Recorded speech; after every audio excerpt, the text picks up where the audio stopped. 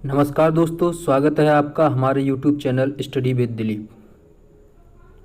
आज हम आपके लिए लेकर आए हैं बाल विकास की ये चौथी वीडियो, जिसमें और टॉपिक है बालक के विकास का वर्गीकरण।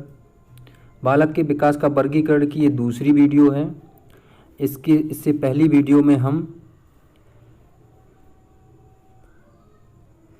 शैशवावस्था एवं गर्भावस्था के बारे में पढ़ चुके हैं और इस वीडियो में हम बात करेंगे बाल्यावस्था और किशोरावस्था। तो चलिए स्टार्ट करते हैं हम आज की वीडियो। तो सबसे पहले हमारा टॉपिक है बाल्यावस्था। बाल्यावस्था जो है सामान्यतः 6 से 12 वर्ष में विभाजित की गई है। ये बाल्यावस्था किसी में विभिन्न मनोवैज्ञानिकों ने अलग अलग बताई है, लेकिन सामान्यतः जो हम 6 से 12 वर्ष में इसको विभाजित करते हैं, इसे बाल्यावस्था के नाम से जाना जाता है। इसमें होने वाले परिवर्तन और क्या क्या इसकी विशेषताएं हैं बाल्यावस्था की, इसके बारे में हम चर्चा करेंगे। हमारा सबसे पहला पॉइंट है वैचारिक अवस्था का काल। इसमें बालक सबसे ज़्यादा विचार करता है, चिंतन करने लगता है। हमारा अगला पॉइंट है नेता बनने की इच्छा। बाल्यावस्था में हर बालक को अपने आप को कुछ दिखाने के लिए नेता बनने की चाहत रहती है। अगला पॉइंट है समलैंगिक समूह बनाना, मतलब अपने ही समलैंगिक, मतलब बालक अगर होगा, लड़का होगा तो लड़के के संग दोस्ती करने पसंद करता है और लड़की होगी तो लड़की के साथ दोस्ती करना पसंद करता है। वो अपने अपने समलैंगिक समूह बनाकर रहते हैं। हमारा अगला पॉइंट है खेल की आयु। बाल्यावस्था को खेल की आयु भी कहा जाता है। कॉल एवं ब्रुश ने इसे जीवन का अनोखा काल कहा है। कॉल एवं ब्रुश ने बाल्यावस्था को अनोखा काल कहा है। ये बहुत ही महत्वपूर्ण पॉइंट है। ये कई बार हमारी यूपी टेट और सी टेट में पूछा जा चुका है। सिगमंड फ्रायड ने इसे जीवन का निर्माणकारी काल कहा है। मतलब बच्चा जो भी बनना चाहता है बाल्यावस्था में वो बन जाता है। हमारा अगला पॉइंट है किलपैट्रिक ने इस प्रतिद्वंदात्मक समाजीकरण का काल कहा है। प्रतिद्वंदात्मक समाजीकरण का काल कहा है। समूह, दल, टोली, गैंग एज की आयु। ये भी बहुत कई बार हमारे टेट में पूछा गया है कि गैंग एज कौन सी अवस्था को कहते हैं। तो गैंग एज जो है बाल्यावस्था को कहते हैं। प्रारंभिक विद्यालय की आयु। इसमें बालक प्राथमिक सबसे पहले विद्यालय में प्रवेश करता है, इसलिए इसको प्राथमिक विद्यालय की आयु कहा जाता है। हमारा अगला पॉइंट है बहिर्मुखी स्वभाव। इसमें बालक बिना डरे जो कुछ भी सभी के सामने बिना डरे अपनी बात रखता है, बहिर्मुखी स्वभाव होता है। नैतिक गुणों का विकास होता है। मूढ़ चिंतन की अवस्था भी कहा जाता है। इसमें मूढ़ चिंतन किसी वस्तु को देख करके उसके बारे में सोचना, विचार करना, चिंतन करना, इसे मूढ़ चिंतन कहते हैं। बाल्यावस्था में बालक में सबसे कम कामुकता पाई जाती है एवं बालक भय मुक्त रहता है।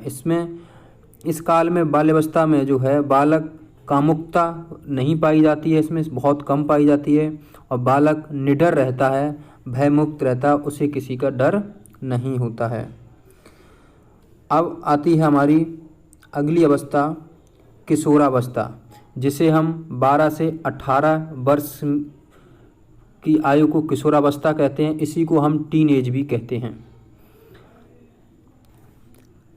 एडोलेसेंस, जिसका अर्थ परिपक्वता की ओर बढ़ाना, इसी किशोरावस्था को हम इंग्लिश में एडोलेसेंस भी कहते हैं, जिसका अर्थ होता है परिपक्वता की ओर बढ़ना, मतलब बालक जो है अपनी जो मैच्योरिटी, जो परिपक्वता की ओर अग्रसर होता है।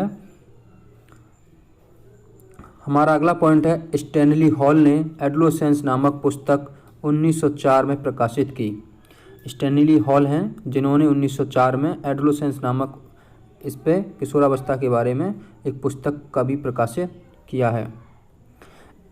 स्टैनली हॉल को किशोरावस्था का जनक माना जाता है, इसलिए क्योंकि स्टैनली हॉल ने किशोरावस्था के बारे में सबसे ज़्यादा रिसर्च की है और उन्होंने एडोलेसेंस नामक 1904 में एक पुस्तक भी प्रकाशित की, इसलिए स्टैनली हॉल को किशोरावस्था का जनक माना जाता है।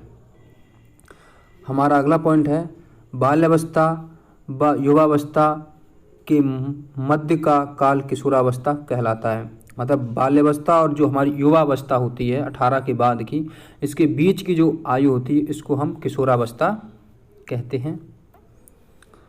नया जन्म का काल स्टैनली हॉल ने कहा है। नया जन्म का काल इसलिए बालक जो है अब जीवन में आगे अपने भविष्य में क्या बनेगा इसमें तय हो जाता है, जो बनना होता वो बालक बन जाता है, इसलिए इसे नया जन्म का काल कहा जाता है। परिवर्तन का काल, इसमें इस किशोरावस्था में सर्वाधिक हमारा शारीरिक परिवर्तन भी होता है, इसलिए इसको हम परिवर्तन का काल कहते हैं।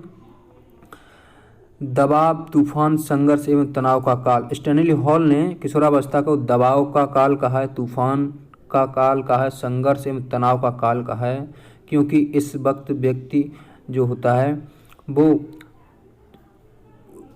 बड़े बड़े सपने देखता है, संघर्ष करता है और उसको एक मुकाम हासिल करने के लिए उसके दिमाग में जो है तनाव का भी रहता है, दबाव ही रहता है, इसलिए इसको दबाव या तनाव या संघर्ष का काल कहा जाता है। जीवन का सबसे कठिन काल, इस किशोरावस्था को जीवन का सबसे कठिन काल भी कहते हैं। विशिष्टता की खोज का समय, मतलब किशोरावस्था में बालक जो है अपनी विशिष्ट पहचान बनाने के लिए खोज करता है, प्रयास करता है। देशभक्ति की भावना, किशोरावस्था में देश के प्रति अपनी सद्भावना सबसे ज़्यादा होती है, देश प्रेम सबसे अधिक होता है। समायोजन का अभाव, इस काल में बालक जो है किसी के साथ समायोजन नहीं कर पाता है, मतलब वो अपने आप को सबसे ज़्यादा सुपीरियर, अपने आप को पूर्ण समझने लगता है, इसलिए इस अवस्था को समायोजन का अभाव माना जाता है। वीर पूजा की प्रवृत्ति, इसमें बालक जो है वीर पूजा की प्रवृत्ति क्यों है, इसमें किसी भी महान विद्वान को बालक अपना आदर्श मान लेता है, जिसके बताए गए पद चिन्हों की चलने की चेष्टा करता है और उस बताए गए पद चिन्हों पर चलने की कोशिश भी करता है। चौमुखी विकास, किशोरावस्था में हमारा चौमुखी विकास होता है, अर्थात शारीरिक, मानसिक, सामाजिक, संवेगात्मक विकास। मतलब किशोरावस्था में जो बालक का विकास है वो शारीरिक भी होता है, मानसिक परिपक्वता भी आने लगती है, सामाजिकता भी आने लगती है और संवेगात्मक विकास भी होता है। हमारा अगला पॉइंट है व्यवसाय चुनने की चिंता। इस काल में बालक के अंदर व्यवसाय चुनने की चिंता भी सताने लगती है, क्योंकि वो आगे जीवन में क्या करना चाह रहा है। कल्पना का बाहुल्य और दिवास्वप्न की प्रवृत्ति, इस काल में किशोरावस्था में सबसे ज़्यादा कल्पना करता है और वो नए नए सपने गढ़ता रहता है कि मुझे क्या बनना है। सर्वाधिक काम प्रवृत्ति एवं सर्वाधिक विषम लैंगिक आकर्षण, मतलब इस समय किशोरावस्था में ही बालक जो है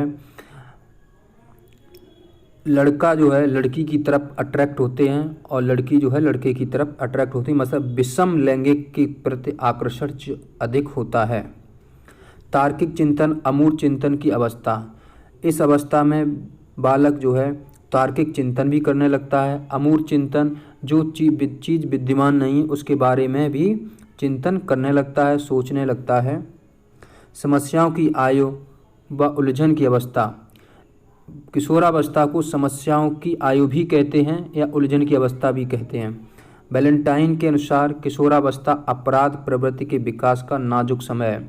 इस समय वैलेंटाइन के अनुसार किशोरावस्था जो है इसमें अपराध की प्रवृत्ति का विकास ज़्यादा होता है, क्योंकि थोड़ी सी अगर उसको गाइडेंस सही नहीं मिलती है तो वो किसी भी आपराधिक मामलों में कदम रख देता है और उस पर चलने लगता है। इसलिए ये बहुत ही नाजुक समय बताया गया है बालक के लिए अपराध प्रवृत्ति के विकास में किशोरावस्था।